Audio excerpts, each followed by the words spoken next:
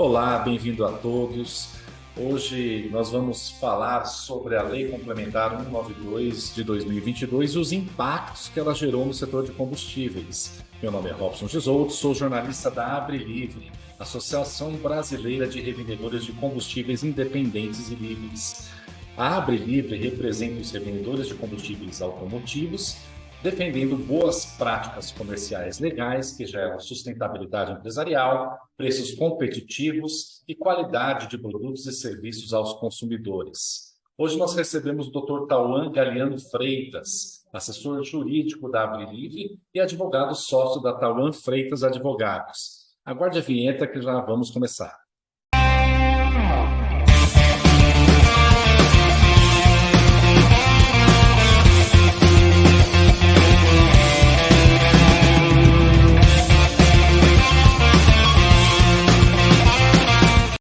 Olá, doutor Tauan Galeano Freitas. Obrigado pela presença. Hoje nós vamos falar um pouquinho sobre a Lei Complementar 192 de 2022. Ela impactou diretamente o setor de combustíveis e eu gostaria de saber exatamente quais resultados efetivos ela acabou gerando para o consumidor final e para o revendedor. Então, primeiramente, para introduzir ao tema, gostaria que o senhor explicasse um pouquinho quais são as determinações dessa Lei Complementar 192. Olá, Robson, obrigado aí pelo convite. É sempre um prazer poder colaborar com o conhecimento de todos acerca da legislação tributária nesse setor, né? Bom, a Lei Complementar 192 de 2022, ela, desde março, está vigente no nosso país, foi alterada depois pela Lei Complementar 194, que fez algumas alterações ali na norma, mas nada de forma muito expressiva. No contexto geral, ela acabou zerando o PIS/COFINS sobre os tributos que incidiam sobre o combustível, né? Então, o PIS/COFINS e CID ficou zerado até o final do ano de 2020. Ela alterou também a base de cálculo do ICMS. Então, não apenas os tributos federais acabaram sendo impactados, como o tributo estadual, de grande arrecadação para os estados, aí, teve um impacto grande, alterando a base de cálculo dele, que antes era o preço médio ponderado final, o PMPF, que o PMPF era divulgado pela Confas quinzenalmente, os seus valores, e aí acabou sendo alterado pela média móvel praticada ao consumidor final. Isso, inclusive, foi um dos pontos que a gente acabou até questionando o Confas dessa mudança de base de cálculo, né?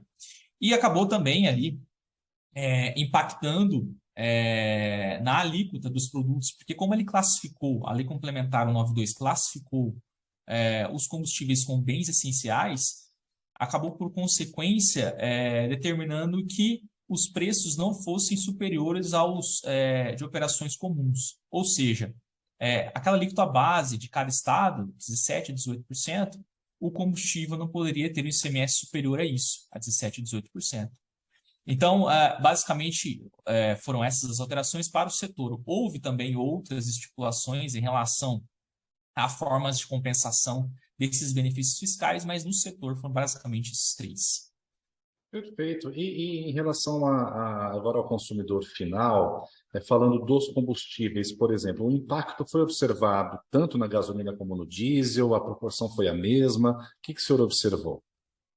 Ótima pergunta, porque às vezes a gente observa que vem um benefício fiscal e a gente aguarda aquilo na bomba, né? Aguarda que essa redução seja efetivamente destinada ao consumidor, mas infelizmente não foi o que aconteceu.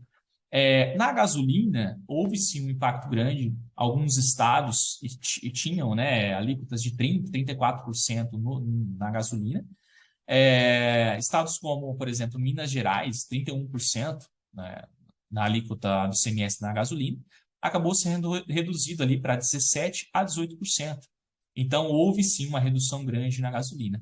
Contudo, no diesel, não havia alíquotas superiores àquelas normais de mercado, aquelas em que houve estipulação pela lei complementar de limite. Ou seja, no diesel a gente não teve impacto. A alíquota que já estava prevista em legislação, ela já era inferior ao teto estabelecido pela lei complementar. Então, alguns estados, 12%, 15%, já era inferior a 17% e 18%. Então, no diesel a gente não teve grandes motivações aí para redução. E aliado a isso ainda, teve a questão de paridade internacional dos preços de petróleo, na Petrobras, e isso tudo, as refinarias também acabaram aumentando um pouco seus preços. Acabou que no diesel a gente não teve grande impacto quanto a gente teve na gasolina. Perfeito. O CONFAS é o Conselho Nacional de Política Fazendária, né? E a AbriLivre ela enviou realmente um comunicado solicitando esclarecimentos. Qual é o intuito da AbriLivre para buscar esse esclarecimento e para divulgar, inclusive, para os seus associados? Exatamente. O CONFAS é o Conselho Fazendário, reúne representantes de todos os estados. É lá onde se estipula todas as regras de ICMS, né, por envolver benefícios fiscais, exoneração de receita, enfim, envolver receitas de vários estados que são independentes em relação ao seu próprio tributo, né, ICMS.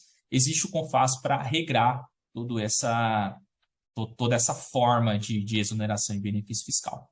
Bom, o que nos chamou a atenção após a edição dessa lei complementar foram dois aspectos. O primeiro é a prática, não mais do PMPF, que até então era regra no sistema tributário nacional. Há muitos e muitos anos a gente usava o PMPF como base de cálculo do ICMS. Não mais utilização do PMPF e a não utilização do benefício fiscal, ou seja, a não utilização dessa pauta, desse valor, nos casos em que o valor da refinaria ele era superior ao preço de pauta.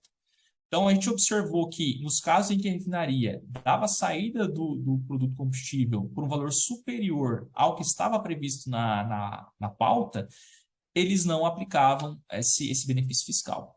E aí oficiamos, sim, o CONFAS para saber exatamente por que não estava sendo aplicado, quais seriam essas justificativas. E o CONFAS nos respondeu de uma forma não muito clara que, na verdade, deveríamos respeitar o que estava previsto na legislação, que era a prática de uma média móvel praticada ao consumidor final. Essa média móvel é uma média que, segundo eles, é o preço da ANP, é o preço que a ANP divulga, mas também não nos apresentou dados sobre isso. Então, ficou realmente algo muito evasivo. E sobre a questão das refinarias, também não nos respondeu de uma forma muito enfática que pudéssemos entender essa justificativa. Então, acabou inviabilizando até a concretização daquele ato que havia sido feito pela lei complementar, né? Perfeito. E após essa resposta do CONFAS, qual que é a estratégia da AbriLivre a respeito? É continuar monitorando, continuar próximo, identificando possíveis falhas realmente nesse processo? Exatamente. A nossa ideia que, juntamente com a assessoria jurídica, todo o conselho da AbriLivre, diretoria, é seguir monitorando se realmente esses esforços, não só nossos, do consumidor, do posto, se realmente tem sido efetivado pelos nossos representantes e órgãos, né, que tomem essas cautelas. E, caso não seja, a gente pede que haja, então, providências, a gente pede, inclusive, que os consumidores, sim, procurem seus representantes e órgãos para que tomem providências com relação a isso. Um aspecto bastante interessante foi em relação ao mapeamento que o Ministério de Minas e Energias fez. Quando houve essa promulgação da lei complementar, o Ministério de Minas e Energia fez um impacto, uma estimativa de impacto de quanto seria a redução. E ela considerou valores que nós também, dentro da AbriLivre, consideramos como impacto consumidor final, mas isso não se efetivou, exatamente daquilo que constou no ofício. Não se justificou a base de cálculo que estava sendo aplicada, não se justificou os preços das refinarias. Então, até mesmo o Ministério de Minas e Energia do governo federal, que identificava um impacto muito mais relevante na redução do preço, não conseguiu averiguar a prática que tem sido aplicada aí, pelos representantes dos estados. Então, a nossa ideia é realmente permitir e dar esses conhecimentos ao consumidor e aos representantes e ao posto, para que ele consiga averiguar e verificar com os órgãos, com seus representantes, para que faça, que efetive a norma, né? Porque ficamos, infelizmente, refém aí da prática e da efetivação pelos nossos governantes, né? Olha, muito esclarecedor, doutor Tauan, muito interessante a profundidade que a gente consegue realmente entrar nesse assunto, né? E assim, para o revendedor, quem está assistindo em nossas redes sociais, para que ele busque mais informações, como que ele pode entrar em contato ou com o senhor ou com a Abre Livre para colher mais detalhes sobre o andamento dessas ações? Claro, a Abre Livre está sempre de portas abertas para quem quiser participar, conhecer o trabalho. O nosso site, www.abrelivre.org.br, ou até mesmo por e-mail, o contato@abrelivre.org. Com esses canais, dá para ter um conhecimento daquilo que a gente tem feito, dos nossos trabalhos, e é sempre bem-vindo novos associados. Perfeito. Ó, muito obrigado, doutor Tauan. Foi muito bom nossa conversa. Eu agradeço muito a presença. Teremos mais assuntos a tratar no futuro.